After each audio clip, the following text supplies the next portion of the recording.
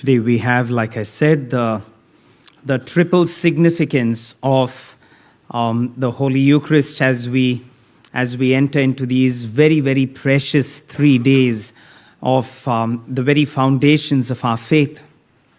And we do understand the significance of the Holy Eucharist for us and how we are to hold it dear to our heart. I remember when I was in Sydney, I was by chance called to give communion to a person who was suffering from cancer. And it wasn't a family I knew. I was another priest was supposed to go, but he couldn't. And so they asked me to just go and give Holy Communion. So I'm seeing the whole family for the first time. I'm seeing the person for the first time. When I went over there, I was pretty shocked. It was the cancer of the cheek, and it was terribly disfigured. The person was terribly disfigured. The cancer had kind of spread into the tongue and into the throat as well. And the person can't eat anything, but the doctors have permitted to have a tiny portion of the Holy Eucharist every day. And that's a very, very tiny portion. We all know how tiny our Eucharist is. And from there, you take barely even 1/4 of that little Eucharist. And standing over there when I was preparing to give Holy Communion, one thing that struck me was the stench of that's coming from the wound. And the fact that this person cannot brush this person's teeth, so they kind of give a wash, but apart from that, they can't do anything else. And it was a terrible, terrible stench. And honestly, even standing over there as a priest, going to give someone Holy Communion, I had to kind of hold myself because I didn't know if I will feel like throwing up. And that was how bad the stench was. But this person could barely smile, but a tiny little glimpse of a smile. And I had to drop the Holy Communion inside because the tongue wouldn't come out. So I have to just drop the Holy Communion inside. And the person is sitting straight up on the hospital bed, and then closed her eyes, and I could see tears just flowing down. That person cannot speak much. So after the Holy Communion, I said a prayer, and I was going out, and the daughter accompanied me to the lobby of the hospital. And she was telling me how every day this elderly mother of hers will prepare herself for Holy Communion. She will not let the priest or the communion minister come without her having combed her hair, had the daughter get her to comb the hair, put her dress all correctly, make the bed all neat, and only then would she receive Holy Communion. And as I was walking into my car, I was thinking to myself, what passionate love could one have? In the midst of such great pain, in the midst of such great suffering, the joy that this person had was in the joy of receiving the Eucharist. The tears were the happiness of receiving Eucharist. There's so many other things she could have cried about, but for her, the tears was the joy of receiving the Holy Eucharist. It just kind of made me think, what kind of love is this? What kind of love is this? And that's something that we too need to actually think, what kind of love is this? That a person can be so passionately in love with the Holy Eucharist. Saint Gemma is known as one of the saints of the Eucharist. And she was so madly in love with the Lord in the Eucharist that she would use the night as her preparation to receive the Lord in the morning. That is how she lived her whole life. Her night was all about the preparation to receive the Lord in the morning. And that is why she would always say, "It is night and I long for the morning when Jesus will possess me and I will possess Jesus." I'm waiting for the time when Jesus will possess me and I will possess Jesus. What love is that? What's the foundation of that love? What is happening to understand that love? Because we also have people who kind of think, I don't know what is there in the Eucharist. I don't feel anything in the Eucharist. I've come, I've celebrated so many Eucharists, I've gone back and I don't feel anything. And we find people walking away from the Catholic Church with trying to understand what is special about the Eucharist. And then you have people who are so passionate about the Eucharist. So what is happening? Is the Eucharist just about a lot of rituals, a lot of symbolic signs? Is that what makes the Eucharist special? Is it the glory of glorious singing? Is the Eucharist about what is being preached and proclaimed? Or is there something deeper in the Eucharist? What is the very foundation? Everything else is the props of the Eucharist. The choir is not the Eucharist. The choir is only helping the Eucharist. The priest preaching is not the Eucharist. The priest is only helping enhance the Eucharist. But there's something essential in the Eucharist that makes it so special. We read in the Gospel of John is when Jesus speaks in depth about the Holy Eucharist. And in there's a statement that Jesus makes when the Jews started kind of bragging about something they've always been very proud about. They've always been proud about the manna that God gave them in the wilderness. And they were always proud about it. And that is why we would read in John chapter 6, verse 31. They would say, our ancestors ate manna in the wilderness, as it is written, He gave them bread from heaven to eat. Now, this is kind of in a context because John chapter 6 is all about the bread of life. It's all about the Eucharist, but it starts with something on the exterior. It starts with the multiplication of the loaves. 5 loaves, 2 fish multiplied. Everyone has eaten. Everyone's happy. They all run behind Jesus for more bread. For physical bread. And that is when Jesus speaks about the Holy Eucharist. He speaks about the bread of life. And they say, what are you talking about, the bread of life? Our ancestors ate manna. Who gave manna? God gave manna. They were proud about it. And they said, God gave our ancestors manna. We are a race that was provided food by God. When they were hungry and they couldn't survive in the wilderness, they were given manna by God to get life. What life? Exterior life. Now they've come for the 5 loaves and the 2 fish that are multiplied to get what? Life. What life? Exterior life again. All their bragging has been about what's happening on the exterior. God provided us and now we are alive because of that. This is when Jesus goes deeper, when Jesus tells them in John chapter 6, verse 49, 48 onwards, I am the bread of life. Your ancestors ate the manna in the wilderness and they died. Now that for them was kind of an insult because they bragged about the manna that God is supposed to have given them. And now Jesus himself says, that manna that even my Father gave you in the wilderness, even that manna is not as close as what I'm going to give you. Because I'm going to give you myself. Whoever eats this bread will live forever. And the bread that I will give for the life of the world is my flesh. What I'm giving you is myself. And that is where we keep reading in the scriptures where Jesus says, you will be in me and I will be in you and we will be one.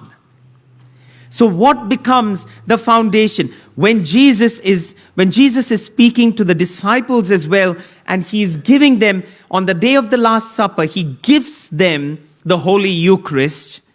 What is he gifting them? He's gifting them himself. He knows that he cannot be here on the earth. he says so very clearly, I have to go to my Father. I have to go to my Father. But there is love between the Lord and the disciples. And he gives them a gift of the Holy Eucharist, where he's giving not just manna that the Father gave, but he's giving the manna himself to those who he is in love with. And that is where there is a union between the one who gives and the one who receives. And that is what becomes the foundation of our faith in the Eucharist as well. It is not about how beautiful the candles are. It's not about how beautifully the altar is decorated. It's not about how beautiful the priest's vestments are. It's not about how beautiful the choir is. It's not about how beautiful our church is. It's not about how perfectly we've got all this right. But it is about Jesus giving himself in an act of love and us receiving him in an act of love. Because the Eucharist is an act of consummation of a love story. And unless and until we get that foundation, we will always struggle in understanding why are they so passionately in love with the Eucharist. My Lord is giving himself unto me, and I'm receiving him. Every Eucharist, you can be in any church, it doesn't matter. That truth is the same. He gives and I receive in love. And we are one now. It could be the cathedral. It could be the little church.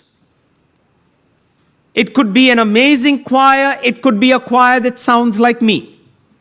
It doesn't matter. It could be an amazing preacher, or it could be a priest who doesn't know how to preach well. It doesn't matter. That truth will always remain the same in the Eucharist. He gives, I receive. And it is consummated. We are one now. That becomes the foundation of the Eucharist. Not all the props that are there. Those all enhancing, that's all. It helps, but it's not the end in itself. And that is why what we should always crave for when we come for the Eucharist is, Lord, let me fall passionately in love with you. Let me receive you as much as you give yourself to me. That should be our prayer. Don't look at the community around you. You will find faults in them. Don't look at a priest. You will find fault in him also. Don't look at the choir or even listen to the choir. I mean, you can listen and sing along with them, but you don't have to kind of look at the choir and compare them. It's not very important. There's one important thing in the Eucharist. It's the reminder. Those who eat my flesh and drink my blood will have eternal life because I live in them and they live in me. If we get that right, it won't matter what happens around us. Whatever scandals take place around us, it doesn't change the reality that he gives himself to me and I give myself to him. That will always be consistent. And he does it beautifully by breaking himself. And that's why significantly in the Eucharist also, he took the bread, he broke it. And those words became a reality on the cross. He broke himself and he shed his blood. That is the call he's giving us. And so anyone who is passionately in love with the Lord in the Eucharist cannot keep that love within. Why? Because the Lord himself says, when you love me, go and love your neighbor. We cannot be one with the Lord in the Eucharist and not go forth to love our neighbor. And that is why so significantly in the Gospel of Matthew, Mark, and Luke, you have the institution narrative. You know what the institution narrative is? That's basically, Jesus says, he takes the bread, he breaks it, gives it to the disciples and says, take and eat, this is my body. He gives the chalice, tells, this is my blood, the blood of the new covenant. In the Gospel of John, where do you find the institution narrative? Where do you find the institution narrative in the Gospel of John? John chapter 13. That's today's gospel passage. What was today's gospel passage? What was today's gospel passage? He took the bread, gave thanks, and blessed, gave it to his disciples, and said, very good. None of that was there in the gospel passage today.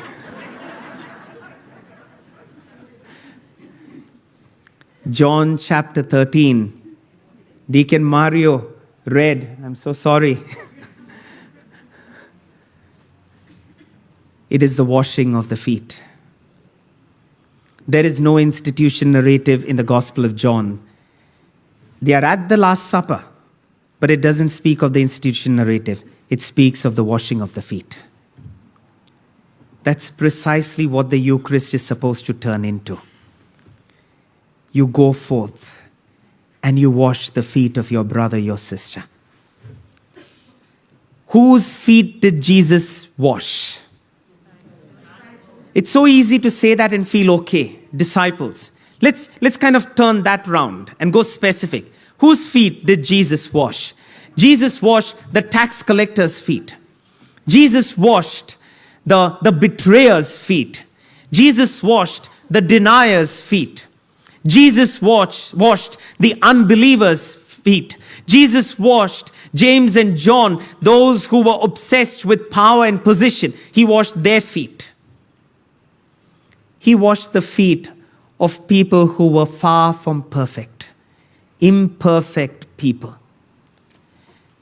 Today we don't have the washing of the feet by the priest.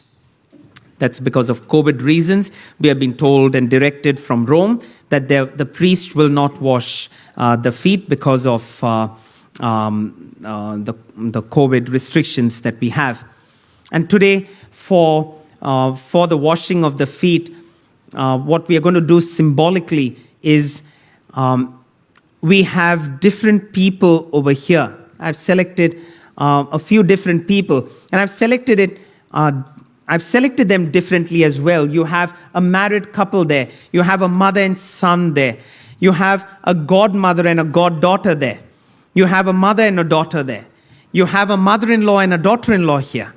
You have a grandson and a grandmother here. And they're going to wash each other's feet. And it's a sign, a symbolic sign and an indication to us that we will not always get pretty feet to wash. I've always felt that, when we priests have the washing of the feet, it is always the nice washed feet that come to us. We tell them well in advance, wash your feet and come.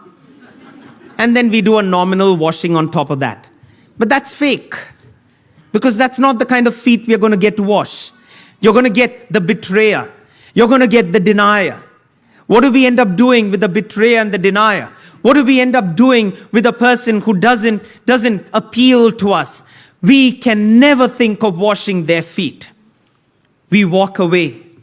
But it's so significant why the feet is washed. Of course, there is a Jewish significance to it. But also, if you are looking at the feet, you will not look anywhere else. You will not look at the face and feel bad. You will not look at what they've done and feel bad. You look at the feet because all you get to see is their feet and the ground. And that is the call that Jesus is giving us. If we cannot wash the feet of those who have offended us, those who will betray us, those who deny us, those who have hurt us, if we cannot wash their feet, something is wrong in the way we celebrate our Eucharist. We are not passionately in love with Him. We have the props and we are finding excitement in it. We are finding excitement in the glory of the exteriors, but we have lost the essence of love. Because anyone who is in love with Him in the Eucharist will go forth and wash everyone's feet. That's a call the Lord is giving us today when we celebrate that. And when we have these people washing the feet of each other, they're all from the same household, and that's why they've been chosen. But when they wash each other's feet, you think of those people whose feet you wouldn't want to wash tonight.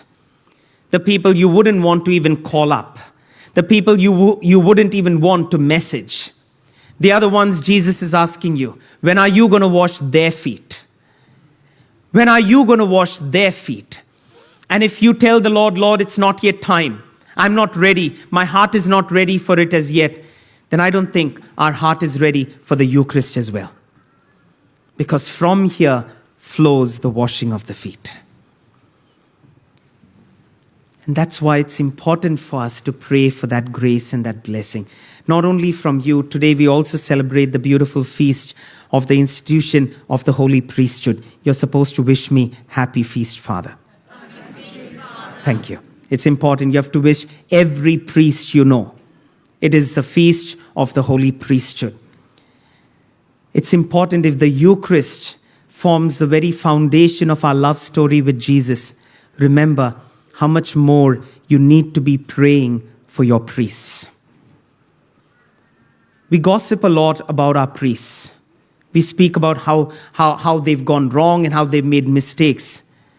Protect your priests with prayer. Protect your priests with prayer, because if you don't protect your priests with prayer, one fine day we will reach a stage where you will not have a daily Eucharist because you don't have a priest. It will be taken away. Protect our priests with prayer. It is important. We people need prayers. We are not almighty. We are just human beings like Peter, James, John, all who fell. And that's pretty much who we are as well. So it's important for you to pray for all your priests. Every day pray for your priests. Not a day should go by. Multiple times in the day. Pray for every priest you know. If the priests are healthy, the church community is healthy. If the church community is healthy, the priest will be healthy.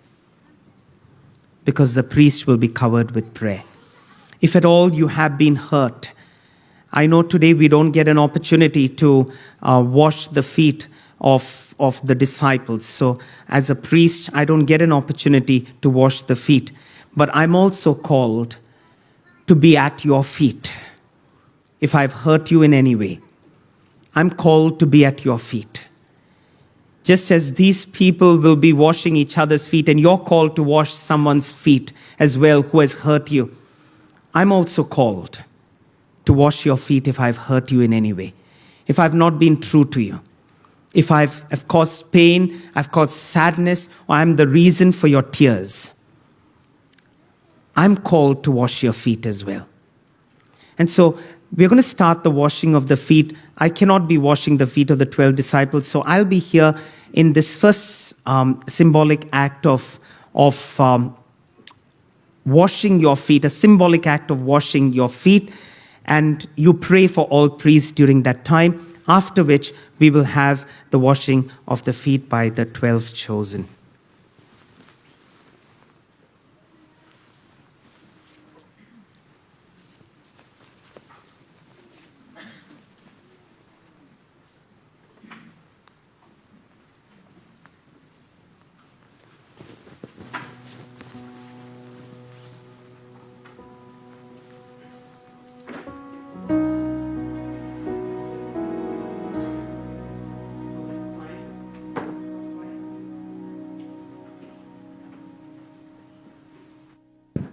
At this time, you say a prayer for every priest you know. And if at all in any way I have hurt you as a priest, in this parish or in any way as a priest, I wash your feet and say sorry. But this whole call of Jesus, when he said, if I can wash your feet, you too must wash each other's feet. Today, if I have hurt you, if I've not cared enough for you, if I've ignored your needs, if I failed to love, if I've not made an effort to wipe away your tears, or if I be in the cause of your tears, as a priest, I say I'm sorry. Accept my washing of your feet.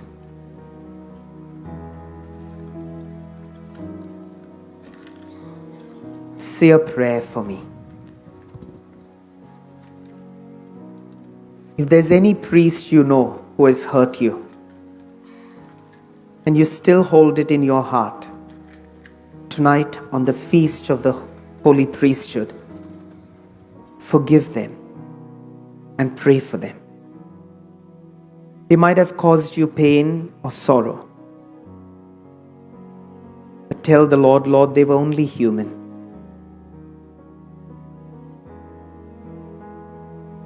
Say a prayer for every person who has been hurt by a priest. More so for us here in this parish. The broken hearts and the cries of innocent little ones. As a priest, Lord, I'm sorry. As a church parish community,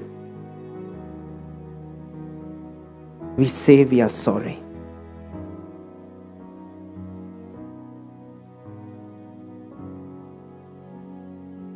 And ask the Lord to bless our parish community with priests, with new vocations.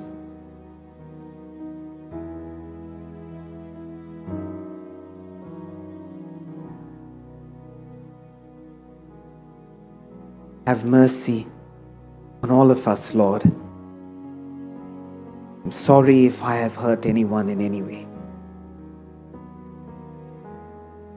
We will now have the selected apostles come forward, the selected representatives from the community come forward. One of you will be seated on the chair, as the other will kneel in front and wash the feet and kiss it after wiping it with a towel, as the choir will lead us.